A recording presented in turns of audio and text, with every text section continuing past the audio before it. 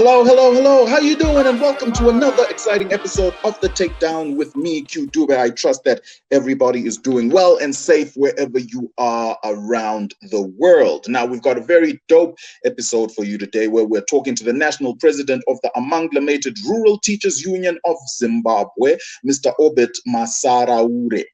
That's who we're talking to today. It's going to be exciting. It's going to be fun. And we find out what's happening in the world of education. He is the president of this organization that fights for teachers' rights, especially in the public school sector, as well as an activist. So it's going to be very, very interesting to talk to him. But before we bring him on, he is backstage waiting. We are going to start off with what's been happening in the week, this week in and around Zim. So we're going to do that thing, and then we give you just a quick roundup of what's been happening in 3, in 2, in 1, in now.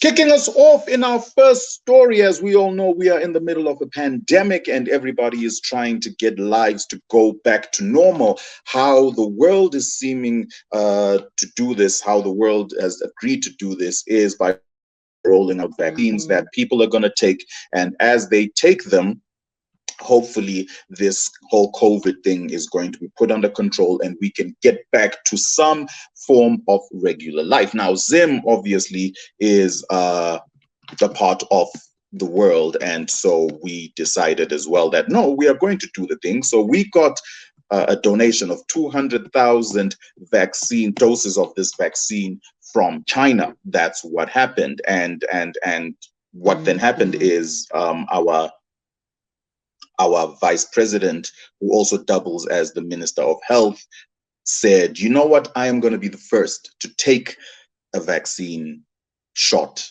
in Zim.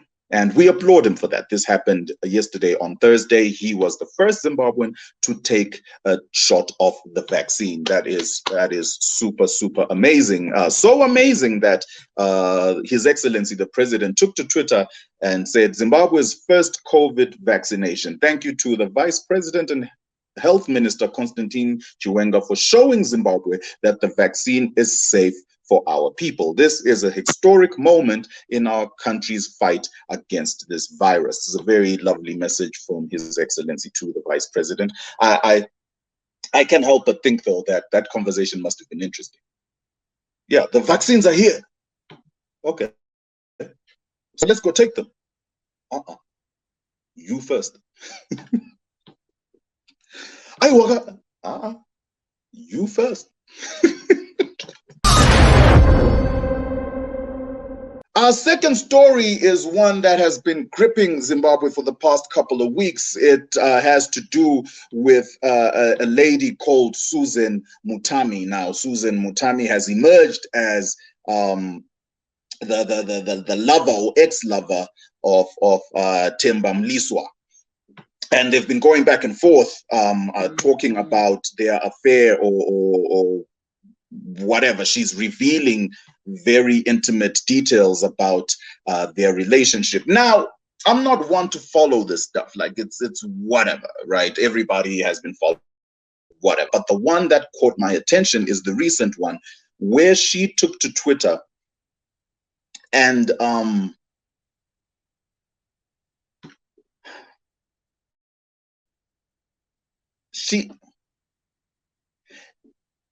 she says that, okay, let me try read what she said here. Just, this is on her Twitter account. Hatidi zvekunyepera vanhu veZimbabwe, ngati zvitaure zvese. Wanga usingandikumbire here kuti ndikubate kumudhi wako uchiti it helps you to and it excites you, uchida 4 fingers mukati.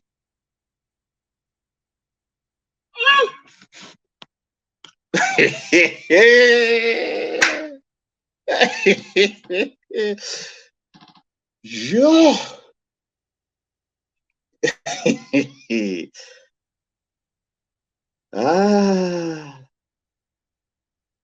Look, I'm not one to judge because I've done some nasty things in my life.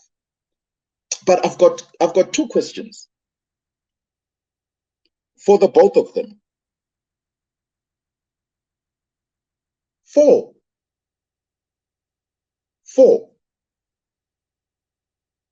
That you want four.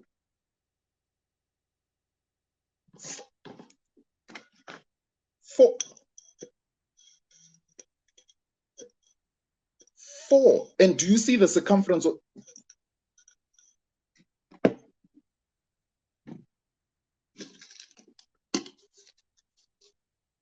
this? Is still bigger than what a thing a mudi looks like.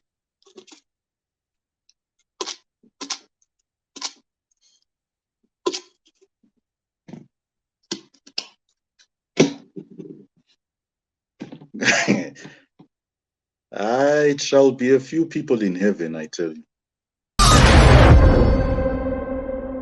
Moving it right along. And our third and final story before we get into our interview is unfortunately a very sad one. It's a story that has brought Zimbabwean music lovers, especially from the dancehall genre, to a standstill in heartbreak, as news broke that the very dear dancehall star Soulja Love has passed away. Born Soul Masaka, the musician, died at Mbuya Doka's hospital on Tuesday evening. He was 31.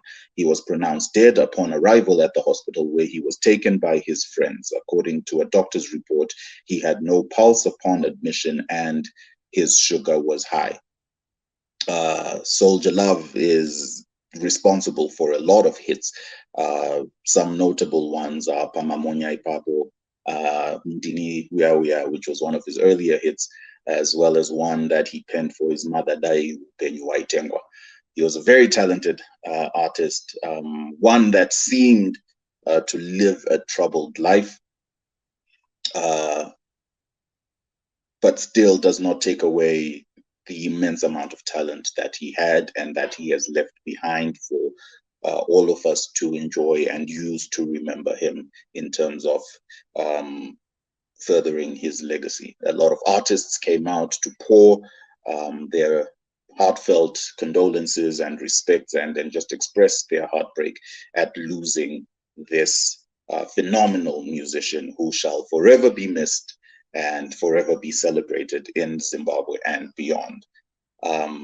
Before we get into our interview, we'll just give a short clip of a song that he did where some say he was professing his death, but still a good song nonetheless, called Kanandafa. Rest in peace to Soulja Love, Jibaba Baba, Sauro. Until we meet again.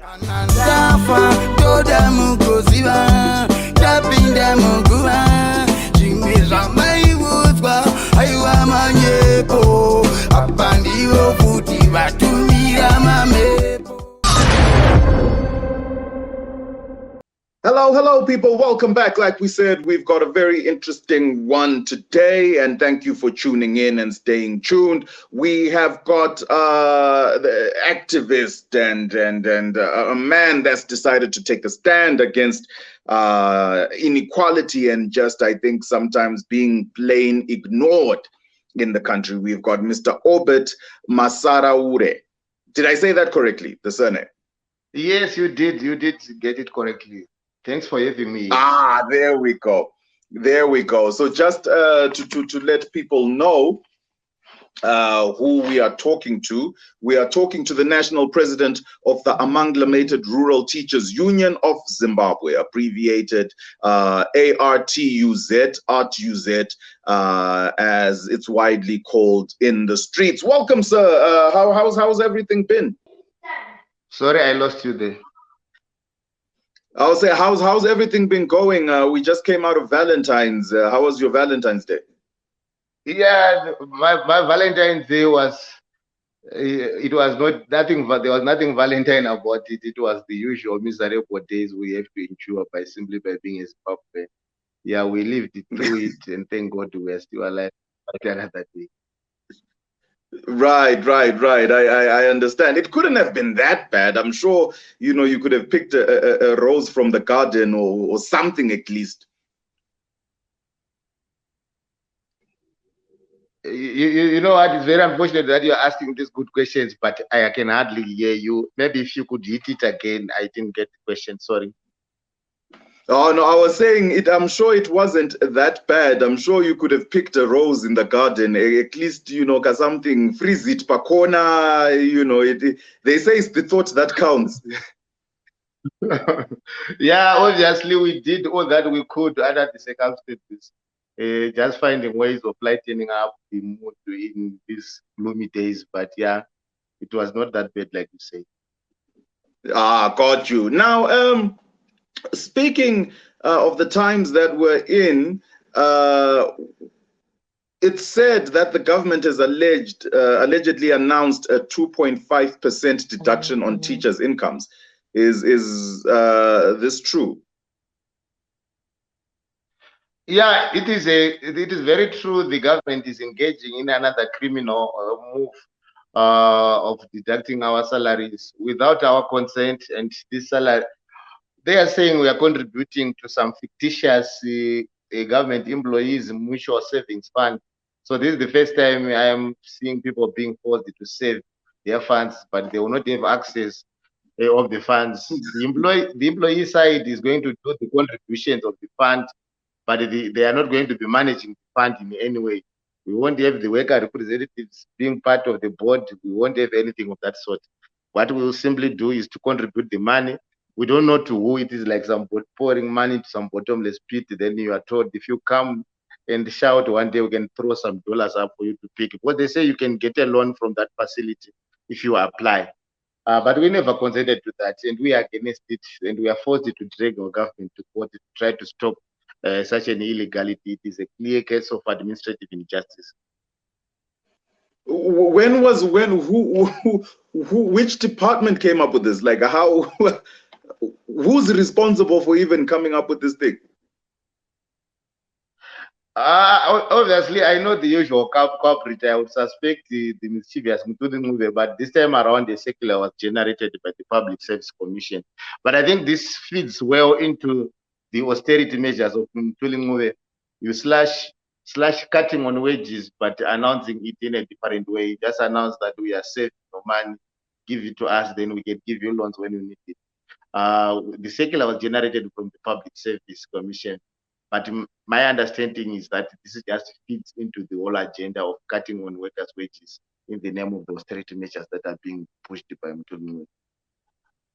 Man, what's interesting about this is, speaking of incomes, promises were made in salary discussions last year. How is that going so far? And what was promised? To begin with, maybe if you understand, you should allow me to go back a little bit. The way teachers and other civil servants negotiate salaries, they don't have a room to negotiate salaries. We have this super employer who still act like a slave master. We have the ultimate right of fixing our salaries, which is obviously ultra biased to the provisions of our constitution. So this employer, like some god, who announced that by January 31, would have invited the worker side and come up with a roadmap on how we are going to restore the value of their salaries. Salaries, they unilaterally slashed in 2018. Having made that announcement, it was made by Minister Mafima in 2020. But when we got to the 31st of January, we were looking for the roadmap. It was nowhere to be found. When we queried, he had no answers. Up to date, the government is not aware, is not responding on our query on when are we going to get this roadmap. We never asked for a roadmap. We simply asked for the restoration of our salaries, which were illegally stolen from us, slashed from us in 2018. Now they bring these terms of a roadmap and everything, which is really not helpful at all. But the government is getting away with it because structurally we don't have space for collective bargaining for the worker side in the public service. The constitution provides for it, but ancillary laws still make it illegal. It is still illegal to engage in a job action. It is still illegal to, and there's still, again, the government still have powers to fix salaries on their own. Nothing is coming out at the moment. So we are no longer simply fighting for the restoration of our salaries, but we're also pushing for structural reforms so that at the end of the day, teachers, just like other workers, can enjoy the right to collective bargaining, then we can be able to push our employer to pay us well in time. Okay, and then if there's such back and forth when it comes to salaries, how about the COVID allowances? Did those come in? Agapinde. Yeah, my COVID allowances, they've been dispersing those ones religious. They have been sending those. Are they making a difference? Yeah, I have to admit that for a teacher who was earning $35, $40 monthly, when they get a COVID allowance of $75 US, it makes a huge difference on their miserable lives. At least they can get an extra meal, they can get an extra bottle of water. It really makes a difference. Yeah. Ah, okay. Well, at least then, if there's one positive thing out of the entire thing, then that is something that we can smile about. Just a deterrence, man. We I know in schools there's a lot of arts sector, kids who are very in love with the arts and so on. And just recently, yesterday, was it the day before? No, this comes out Friday, so on Wednesday, lost Soldier Love. Were you a fan? I'm a big fan of Soldier Love. It was a big loss. The young man used to inspire a whole generation, inspire ghetto youth, and he was his own man doing his own thing, not trying to copy anyone else, just doing his thing, which is really great and a great inspiration. Yeah, of course, there are a lot of kids we teach in our classes who are also inspired uh, by the way he approached life. Yeah, it was a big loss for Zimbabwe. What do you say to kids that would like to get into the arts industry? Is there space for that in schools where it's being developed to that extent?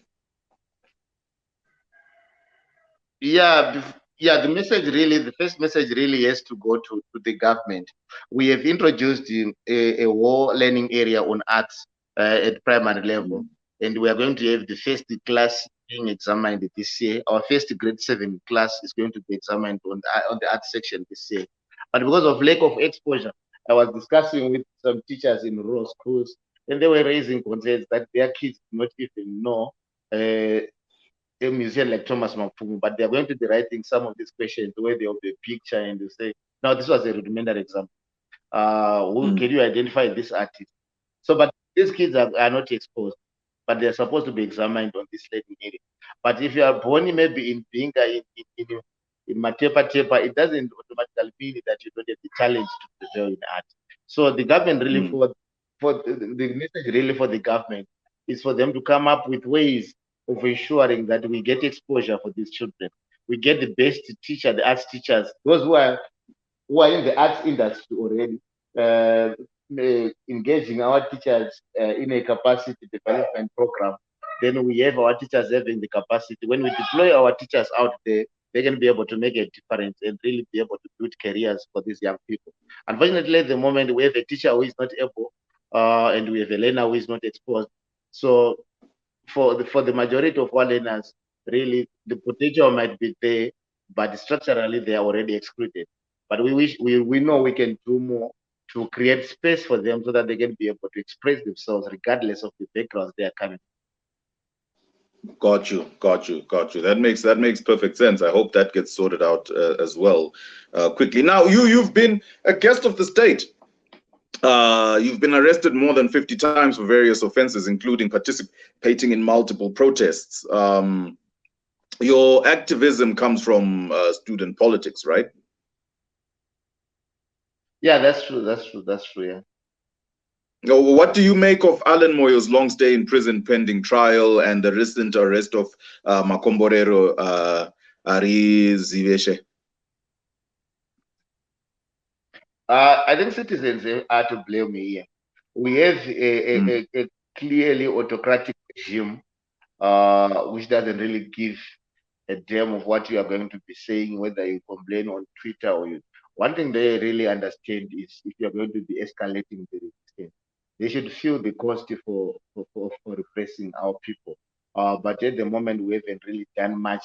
Uh, and the government of Emerson Mnangagwa, it can still go on as business as usual, even after Alan Moy spent over 70 days in prison. What we have simply been doing is to go on Twitter and say free and demand just free Alan Moy or free Marco. We haven't done much. If we were able to reproduce an Alan Moy at the moment they arrest one, to reproduce thousands of Makumbarero arrestation the moment they arrest one, it would go a long way really to change the nature of our politics, because we should understand the nature of the government we are dealing with. We are dealing with a looting class which is surrounded itself with guns to protect both their loot and their hold on power. So they will continue to arrest, they will continue to abduct, they will continue to torture until we are able to organize in such a manner that we can be able to dismantle the whole infrastructure, the whole system of repression they are relying on. So far, we haven't done much, but I still believe we can still be able to organize, get the numbers out there, build pressure, and then eventually we can have everyone coming together to dialogue on the best way forward for our nation. I've seen people crying for dialogue, but we haven't done anything to deserve the dialogue. Like these guys will be smiling in their offices, seeing us desperately asking for some dialogue, which is not really defined. But I believe if we are able to build pressure on them, they will be the first to beg us to come down and engage, and then that is the only way we can be able to form our governance architect. Okay, hearing you speak, would you ever run for office? I didn't get your question, man. Well, just from hearing you speak and so on, you know, I can see you in office in a particular ministry. Have you ever thought of running for office? Is that your plan? No. I think I have a very big office at the moment. You know, being part of this movement for teachers, it's a very big constituency and with a big responsibility of ensuring that we have inclusive access to education, we have labor justice for the teachers, for the workers in the education sector. I think those are big responsibilities and we haven't done really much to achieve anything on that front. But once again, common people like us still have to find each other, find ways of ensuring that we make a difference as a collective. Because there's no special individual who can be able to lead anything in particular, but we get lead as a collective. So it is never about me trying to run for any office, but it's the collective responsibility of my generation and the citizens as a collective to try to make the nation work better. If it is not going to work better for us, let's make sure that it works better for our kids.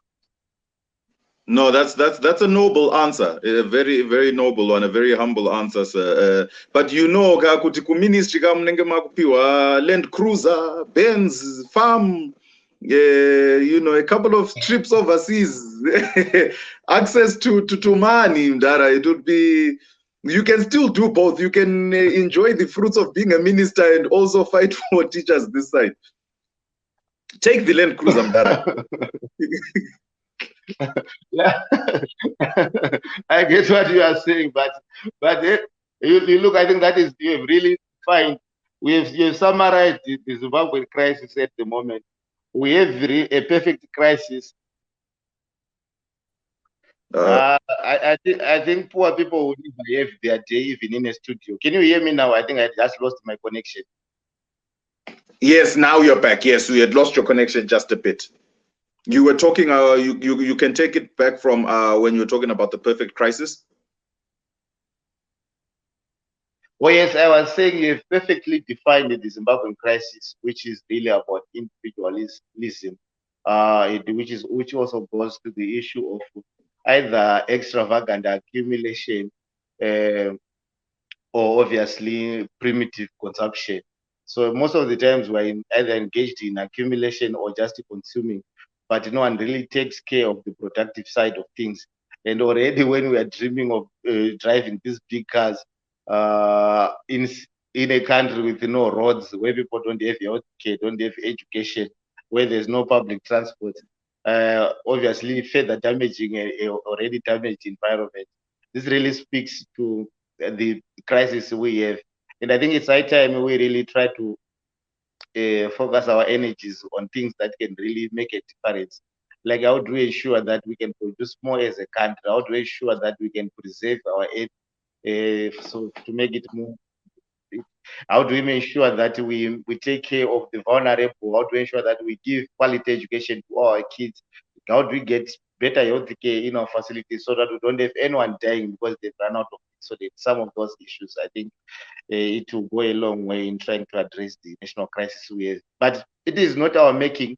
It is the kind of leadership we have. Was obviously when they came from the liberation struggle, they feel like they now deserve to just to spend because they fought for us, they sacrificed for us, and now it's for their time for them to just relax, loot, grab whatever comes their way and enjoy. And it is now permeating into the broader society. It's a cancer which we should all try to collectively stop. No, I hear you. But about when we're talking about money, the results that come out could be testament to what people, well, the government is saying. They've been, low pass rates and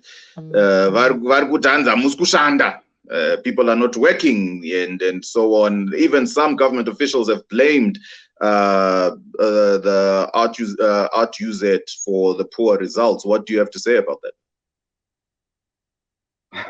I think this government behaves like a farmer who missed the planting season, but then comes 3 months later with a combined harvest, expecting to harvest. Obviously, that has never happened anyway. Of course, I will forgive them because when you are used to looting, you wake up every day.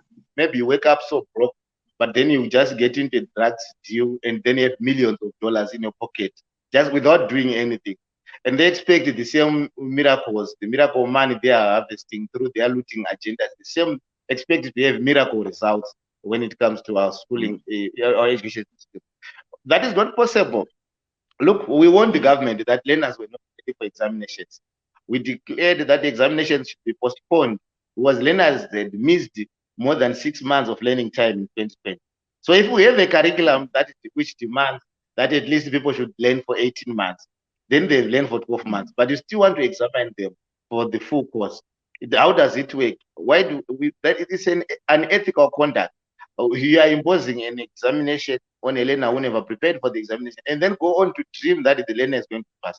I even suspect that the results we have at the moment are not the real results. They should have been worse than this. Because beyond the COVID crisis of learners not being fully prepared, we also had the issue of neglect of the sector.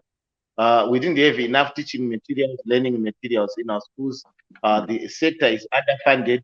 The education sector is only getting less than 13% of our budget consistently from 2017. This is obviously contrary to the sub-Saharan average of over 16%. The Dakar Declaration on Education will require 20%. But this is what we are putting in our education. We also have the teachers themselves not being paid. And obviously, it is not the responsibility of any individual teacher to provide education. A teacher is just an agent deployed by government. The government has the responsibility of providing education. So you can't go and blame the message for having delivered the wrong message. They would deliver what you send them. So at the end of the day, if you send a frustrated messenger with obviously incomplete message, don't expect a miracle along the way. So this is really the crisis. We've been under-investing in education. But why? Because those who are responsible for channeling resources towards our education, their kids don't learn in our public schools. Their kids are learning they're getting exotic education elsewhere. Some of them are in the affluent private schools in Zimbabwe. And at the moment where the public schools are suffering, private schools are doing much, much better. I was talking to the chief executive officer of the ARTUZ, of the trustee schools in Zimbabwe. He was telling me that the last year's pass rates were far much better than they expected. Things are actually getting better in the private sector.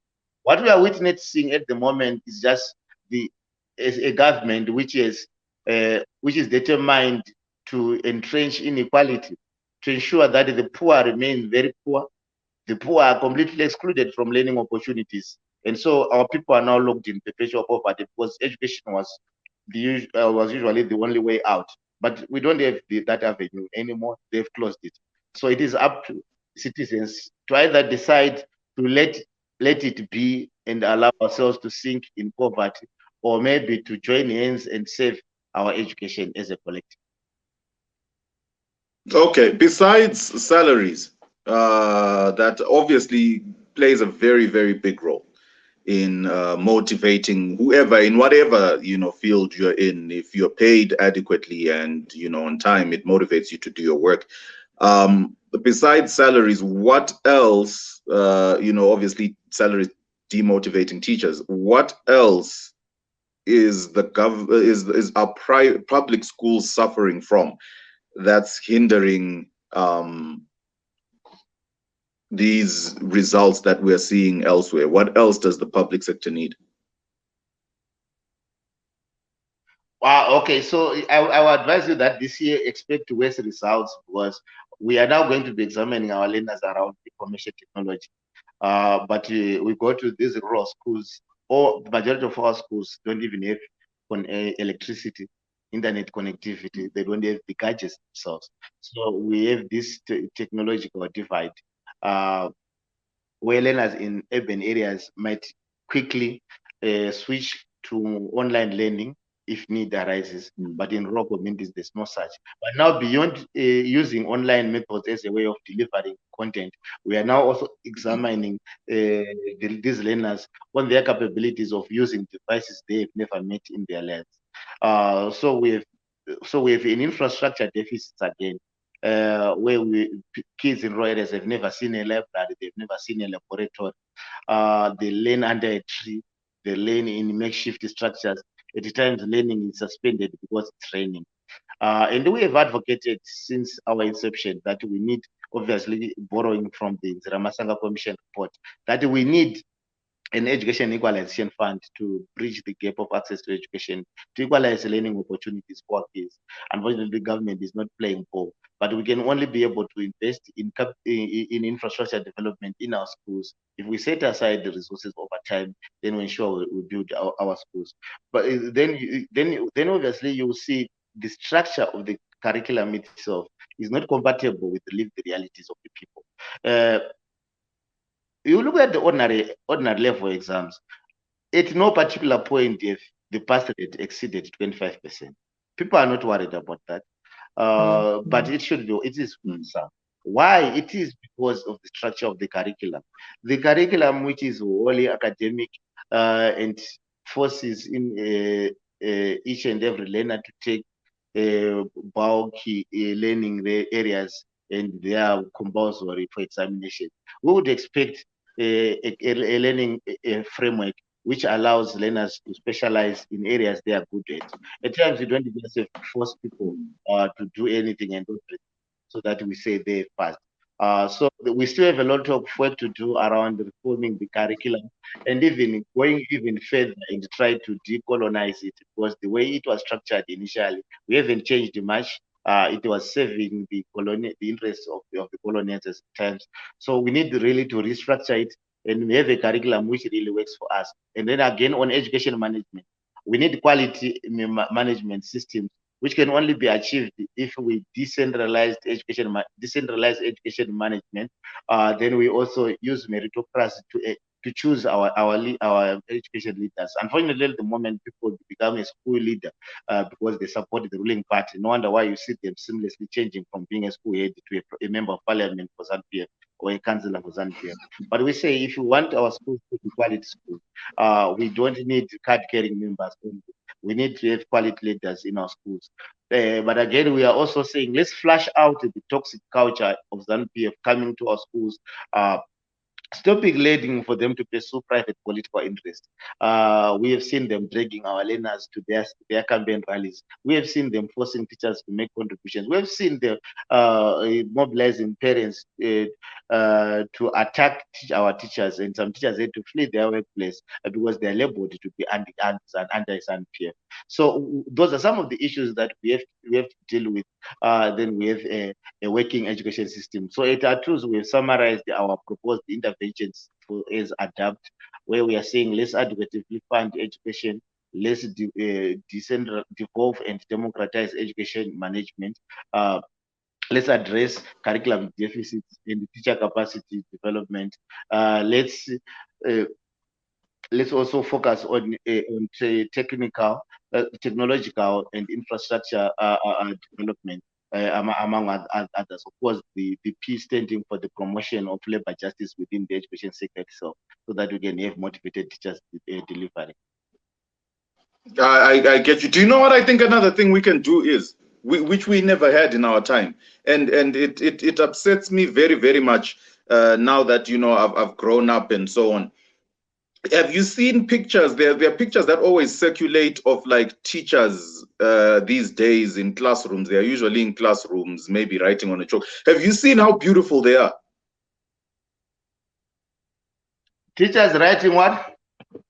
Like it's teachers usually say in countries like South Africa, in Brazil or whatever, you know, someone will take a picture of a teacher in a classroom and they're very, very beautiful. We never had that in our time. You know,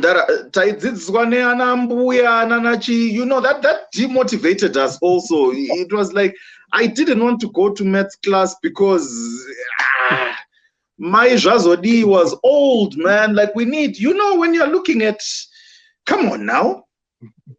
Yeah, but the issue of having these beautiful teachers in our classrooms, it also comes back to the amount they are earning, because they should be able to walk into somebody, buy good clothes, then they look so beautiful. Yeah, but yeah, we can get that with good incomes. You improve the quality of lives our teachers are living. You can have the best teachers in the classroom, and you like the pictures if we just improve their quality of life. No, if teachers start looking as beautiful as they are now, I'm telling you, I'm going back to Form 1. Just so that I can experience being taught by a gorgeous teacher. But we're not going to keep you long. We're going to get into what we call our rapid fire.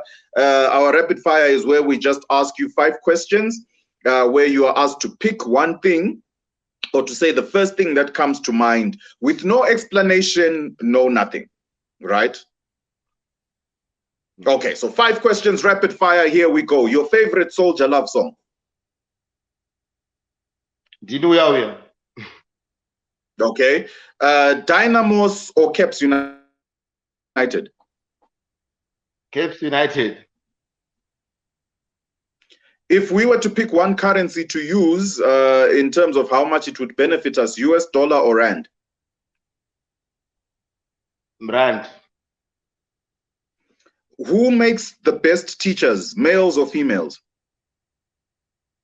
Females. Females, okay. And then the last question, Zinasu or Zikosu? Zinasu. Okay, there we go. There we go. Thank you very much, sir, for taking time to speak with us. And we hope everything that we discussed here, man, will come into... oh, well, okay. He seems to have frozen. Well, that was it, man. We thank... did you hear the English, guys? The English... I've talked to politicians. Their English wasn't like this. Like, this was... I almost pulled out my dictionary. This was something else, boy. I forgot who I was talking to. Yeah, no. Atraumatically and what-watically. I was like, all right.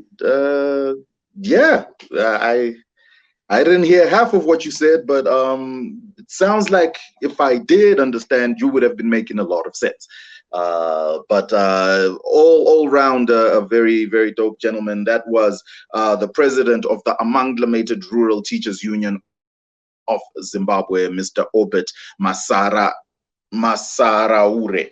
I always get people's names wrong, and it's not that I get them wrong. I'm afraid of getting people's names wrong. So whenever I have to say someone's name, I then panic. So yeah, but that's what was happening. The president of the national president of the Amalgamated Rural Teachers Union of Zimbabwe, Mr. Obert Masaraure, talking to us about what the public school sector needs to breed learners that are up to par with their peers in the private sector, and as well as be competitive students, you know, not just nationwide, but regionally and obviously internationally. There's a lot of work to be done, and we hope that work will be done. As we said at the beginning of the episode, we would like to dedicate this episode to the late Zim dancehall chanter and king, if you may call him that, Soldier Love, who tragically passed on this week. He will forever be remembered and cherished, and we will leave you with one of his songs. My name has been Q Dube. This has been The Takedown. Very nice episode. We will be back again next week, same time, same place, just a different date. Bye.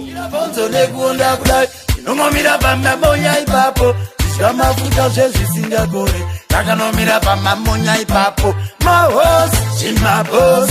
Tikanomira pamamonya ipapo, sheba papo. Tikunduru manos tembe, pamamonya ipapo. Chire walewa,